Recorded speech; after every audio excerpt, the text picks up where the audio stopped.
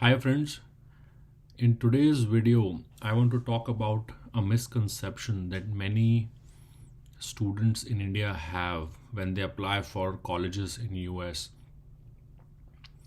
So in India we all know that if you do your engineering or your MBA from a good ranking college such as an IIT or an IIM, you are destined to have a good career, and that's why everybody wants to go in top 10, top 20 engineering or MBA colleges in India. However, this is not the case here in US. So what happens is, since most of the students have been born and brought up in the Indian culture where we give importance to colleges who are in top 10 or top 20. So when we try to apply to US schools, we only think in those ways as well. So we still think that if we get into top 10 or top 20 US engineering or business schools, our career will be great. And this is farther from the truth. This is and this is a very, very big misconception that many Indians have. And why is that? I'll give you one or two, 3 points that I think why is it and why it should not be. So in US, there is a law that no company can discriminate anyone, and that is law everywhere probably in the world. So imagine if a very big company hires an MBA student from Stanford, and the same company hires an MBA student from, let's say, top 100, a business school which is at 90th rank in the world in US. If both of these employees are in the same company and at the same position, this big organization or the corporation who has hired both of them, this organization cannot discriminate in their salary or in their perks and privileges. So this means that if you get into a corporation, it does not matter whether you are from Stanford, Harvard, or top 10 B schools or engineering schools, or you are from a top 100 B school in US. You will pay the same salary. Your growth opportunities will be same because companies cannot discriminate here. Similarly, what will decide your career in the company will be how you perform, not from which college you have done your MBA from. Okay. Excuse me. So this is number one. Second thing, here in US, the situation is not like the way it is there in India. Here, MBA is an MBA. MBA is a valuable degree. Whether you are from Stanford, Wharton, or from a top 30, top 50 B school, it does make a little bit of difference that you are from a top B school, and I'll talk about that as well a little later.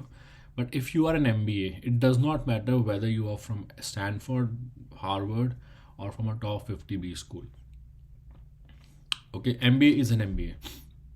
Now what happens? What makes the difference? I'll tell you. Just think about if you have worked in an Indian company or in any company. Just see, when you finished your engineering or your graduation, you joined the company, and along with you there would have been other students, some from IIT, someone from NIT, or someone from other good colleges in India. When you all were working in a company, can you think, will it be right to think that those who were from IITs or NITs, they were performing amazingly well? Or if you were from a private engineering college, that you were behind them? I have worked 10 years in India before coming to US for my MBA, and I have a lot of this 10 years of experience. And I'm a BTech from NIT Jaipur, and I also got into IIT Roorkee, but I didn't get my branch which I wanted to get. That's why I joined NIT Jaipur. I have seen that once you join an organization after your schooling, it does not matter whether you are from IIT, whether you are from NIT, whether you are from a private engineering college. What matters is how strongly or how deeply or how passionately you want to succeed. This desire is more important. And contrary to this, like I'll tell you with my own experience, I have seen IITians typically, generally, perform very badly as compared to other students in any organization. Because probably this is what I think. It's generally it's a typical statement, but it's not like an absolute statement. But generally, what happens is an IITian has already achieved something in his life. Everybody around him, he has got that attention. But a guy from a private engineering college is always under the impression that he has to achieve something. So that's why when you come to an organization and both of you start working, both of these guys, someone from a private engineering college has more desire to excel or succeed. Does not matter you are an IITian or an IIM grad, it does not matter in an organization. Maybe it just gives you a little bit of, you know, might be easier for you to get into an organization if you are from IIT, but long term, 20, 30, 40 years in an organization or in the Indian corporate sector, it does not matter whether you are from IIT or not. What matters is how strongly or deeply you want to succeed in life. Number two, so think about it. What kind of students Stanford, Harvard, or Wharton select? They select students who have exceptional GMAT scores, who are generally IITians, and who are doing well in India, who have had a lot of promotions in the last 2-3 years or 4-5 years. So Stanford, Harvard, and Wharton, these big schools, they select students who are already successful, and they just get them, give them an MBA, and they send them out.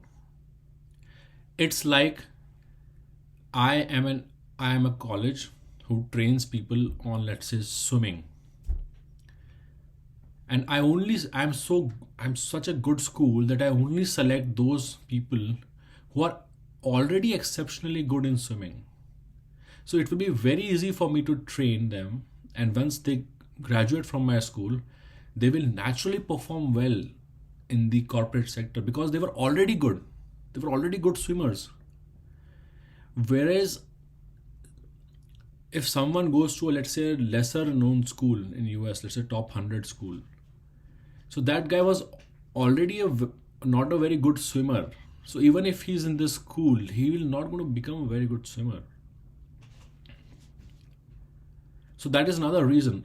Third thing, if you just look at it, to just look at Fortune 500 companies and just find out how many, if there would have been situations where, if you are from a good school, you will perform well or you'll do good in your career. Just look at CEOs of Fortune 500 companies, or not just CEOs. Let's see chief operating officers or chief financial officers. Just look at them and see how many of them have done MBAs and from which schools. If I'm sure that there are most of them, like a lot of them would be from good schools, but you will also find that some of them are not from good schools. So that this does not mean that they are an exception. This just means that how much deeply or passionately you want success in your life. That's what matters. No school, college, which college you have come from matters. So how does it affect you when you're applying for a US business school or a US engineering school? Stop thinking in terms of rankings. Don't think that this college is top 20, this college is top 30, this college is top 50. No. Think, what are your life ambitions? Where do you want to work? Which industry you want to work? Is this business school good for this particular industry? What is the location of this business school? If you want to work in Silicon Valley, is this school near California, or is this school in California? If you want to work in automotive sector, is this school near Michigan, Detroit? Think from this perspective, and then find out school. There are hidden gems of universities in US which you will not find their names in top 100, top 50. But these schools are amazing because not many people know about these schools. So when you apply to these schools, you will probably get full scholarship or maybe a good amount of scholarship. On top of that, you will do your education. And then let's say you came to US, you did your good education here in US, and let's say if you couldn't get a job, you can at least go back to India and you came with good scholarships, so you're that much worry free. Also remember, there's a lot of marketing, lot of this hype which is being generated about top 20, top 30 business schools, and that's how these schools charge such a high education fees from students. So my thought process, if I'm a student who want to come to US, would be to first of all understand where I am right now in India, where I want to be after 5 years, which industry I want to work in, and is there any business school or is there any school in US which specializes in that field? Let's say if I want to get into finance sector, is there a school in US which is good at finance? So it does not mean that if finance, you talk about finance and then you only talk about Chicago Booth. It's the best school in US for finance, so I will only go to Chicago Booth. No, there may be other schools which are not as good as Chicago Booth, but they may be a little bit less better. And I'll tell you one more thing. You will think that Chicago Booth is amazing in finance, right? Many people don't know this, that Chicago Booth is amazing in finance because they have amazing finance professors. And in US, all schools or universities are divided as R1, R2 and R3. R1 is research 1. So these schools are the schools where you have very high degree of research. And any professor who is in R1 school, he is only focused on research. So what happens that any professor who is in Chicago Booth, who's a great finance professor, he's only doing his research for last 20-30 years. And he's so good at research that school sometimes tells him, okay, you don't even have to take classes, you just keep doing your research. And because with that research, a lot of funds come to the school.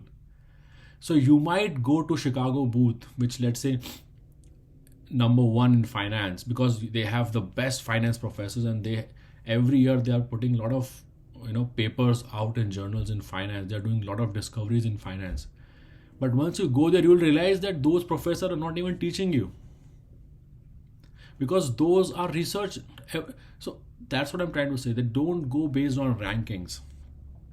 Do a lot of research before you invest your time and money in coming to US, because there are a lot of marketing going on here, a lot of rankings, this and that.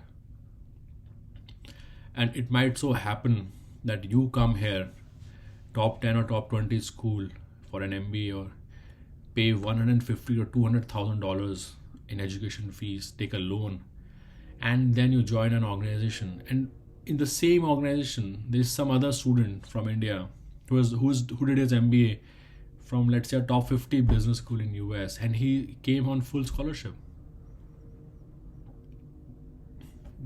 How will you feel at that point of time? So don't cloud your mind with this ranking system of India, because that is not applicable here in US. Do your research, find the best university, and then come to US and do your MBA or engineering, whatever you want to do. That is going to give you better return on investment. And always remember this thing, that your business school ranking matters only for the first job that you get after the school.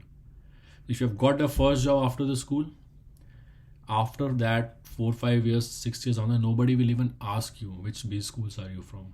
They will only going to ask you which company you were working and what did you do over there, how did you made an impact over there.